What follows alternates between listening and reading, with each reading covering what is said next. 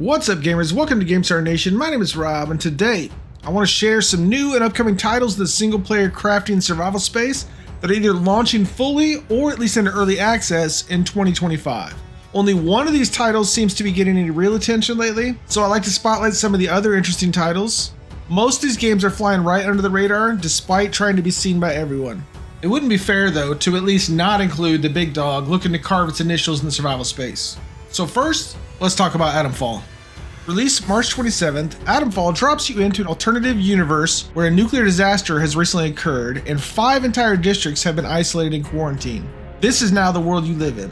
You'll scavenge, craft, and barter your way through each district zone, with exploration not only being possible, but often rewarded. It's pretty common to hear people attempt to compare it to Fallout or Metro or any of the other popular post-apocalypse games, but naturally, it is its own beast that hopes to be the standard itself one day, when future survival games are compared to it. Rather than trying to replace Fallout, it's looking to be peers with it, as well as the other greats. Will Atomfall be able to pull it off and be worth remembering? Only time will tell, but you can form your opinion right now if you own a PC, Xbox Series X or S, an Xbox One, or subscribe to Xbox Cloud Gaming. That was one that I've been keeping an eye on for a while that I think will be a real gem. As One We Survive is a story-driven survival game that is due to release this year. It tells the story of a father forced to leave his safe home and scour a post-apocalyptic wasteland in search for a cure for his sick daughter. You'll meet NPCs along the way that can be befriended and join you in your quest, or can bring it to a screeching halt. The game seems to have a real attention to detail, and the animations are lifelike and smooth. I like the low poly art style that's become popular with indie devs, but this one's one of the best looking ones, in my opinion. The game developers are currently focused on a Steam release for PC, but a port to console is a possibility in the future. Honestly, the game already looks better than most games that release to early access. It looks like they're really going for some extra spit and polish, I think, or at least hope that it's going to pay off. I know, though, that I'll be in line to find out.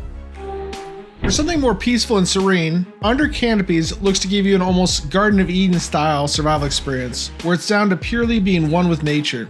Besides chopping trees and building your home, there'll be additional activities such as fishing, always a favorite, beekeeping, that's a rare one. You'll be able to raise and care for chickens and sheep, and of course, gardening.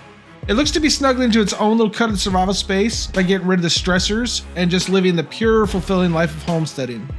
I think it looks great and is somehow original in space, although you'd think this is where the survival space would have started, with just surviving nature, but typically there's some other catch to it. Zombies, demons, monsters, giants, something.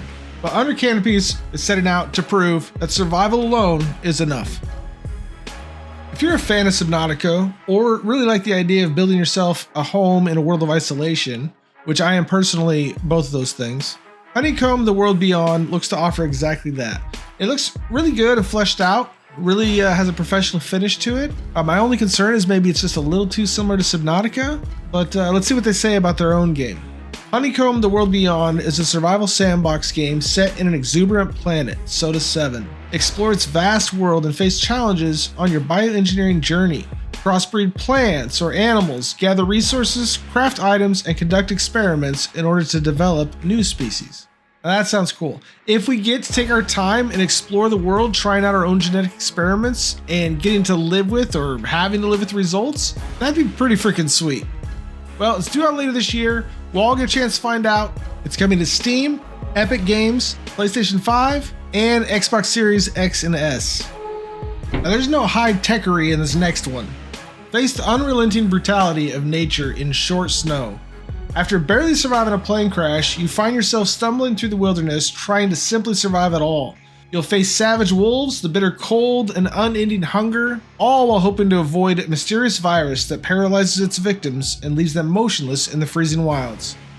Some of the key features of this game include managing hunger, thirst, and hypothermia. You can gather resources, build shelters, craft tools. You'll encounter dangerous predators that you have to learn to outsmart or outfight. You'll be able to explore the wreckage of your crash and uncover the mystery as to what happened in the first place. I don't know, it looks tough, it looks brutal, it looks pretty cool. This is a single developer, so one person has worked on this game, which is shocking to me because it looks really good. It looks further along than a lot of other games. I'm definitely down to check it out. Short Snow comes to PC April 18th, 2025. You can check the demo out right now for free, link below. On a completely different note, Dino Path Trail plops you down into a western timeline where dinosaurs never went extinct. You'll journey across a wild west full of dangers, you'll battle elements, evade predators, and confront cunning bandits. Conquer the untamed frontier or become prey in this action-packed survival roguelike. It looks pretty wild. It looks completely different from a normal survival game. I mean, the whole isometric, like top-down, action-based, kind of arcade style is completely different survival. But apparently there's crafting. Apparently you can build and customize your base and take it with you. But I'm not sure what they mean by that. If it can only go down to certain areas or, does it grow in size? I don't know. We'll all know soon enough because Dino Path Trail is due out May 9th on Steam, but there's a demo available right now. Yeah, you know where to find the link. And finally, we have In the Dragon's Wake. Stranded and alone, you must scavenge resources, craft weapons, build shelters, and fight your way through a treacherous open-world environment teeming with monsters, wildlife, forgotten temples, and derelict research facilities. Beware, you are not the only one exploring the Lost Land, for a mysterious dragon freely roams the skies and stalks the grounds and is never too far away. Embark on a relentless quest for survival as you scavenge materials, hunt for food, mine resources, and build your base. Keep your wits about you as a variety of ancient predators also call the island home. Adapt, innovate, and improvise as you strive to overcome the unknown challenges that lie ahead. Apparently you can have dragon fights, where you can fly a dragon and then fight other dragons. That's been on my wish list for a long time. Anyways, looks solid. It's supposed to be out this year. It has been delayed before though, so we'll see. The survival space is getting more popular by the year, and 2025 is set up to be a pretty big year already. Not only do the games I covered here look promising, in my last video I covered new and upcoming co-op survival games. Check it out, link with the others. On top of all those and these, Subnautica 2 is scheduled to release this year, and it's supposed to have a single player story as well as a co-op based story. I'm not sure how they're planning on balancing that, but I'm excited to find out.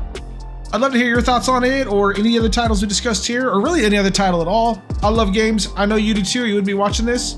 On that note, thank you so much for watching. Until next time, keep the game on, Game Stars. See ya!